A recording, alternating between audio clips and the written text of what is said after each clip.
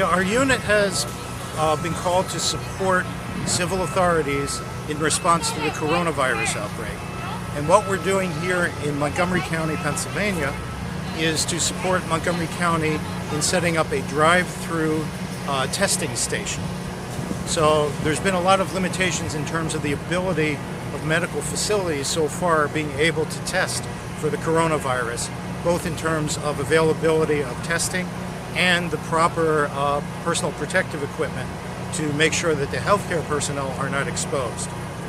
So since we're trained in that environment, we have been asked to come here to support Montgomery County and to staff the testing area.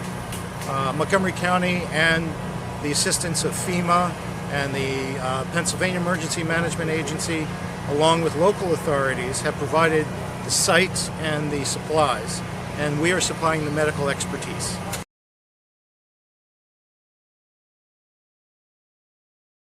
It is going to be scary for a lot of people to come up and see people in military uniforms. What we'd like to remind people is that the National Guard, we're really here to help you. And just because we're wearing this uniform that you typically see in a more combat setting, we're here to support you guys. We're here to make sure that you're safe, and we're really here to do the best thing for you, not in spite of you.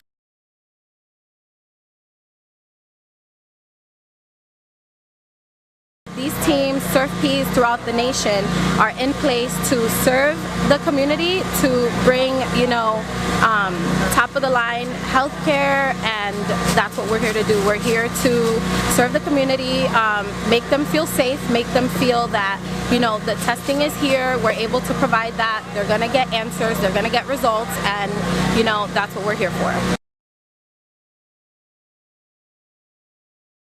You have your emergency services, Montgomery County Public Safety. They're here 24/7. They've been here for a long time. What's so unique is to work with the National Guard, which is, again, another arm of the government that is activated to help in emergency situations.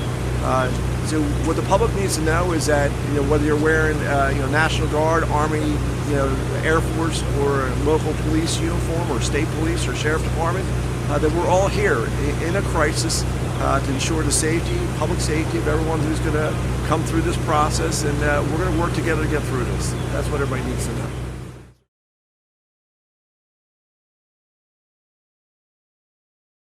What I learned this morning is that the hotel where we're staying at was a franchise. It was a single. It was an owner of a single hotel, and he was fully prepared to come into work just a few days ago and tell his employees, 35 people, that they were laid off. It really impacted me because he came out to not only thank us for what we do from a public health service and what the community looks to us to bring into their community, but he said that our actions are going beyond medical. It's actually helping to stabilize his small portion of the economy. And he introduces some of his employees whose jobs are now saved for a little bit longer because there's now some occupants in his hotel. I never realized we can make an economic impact in such a response because we've always trained for the medical side.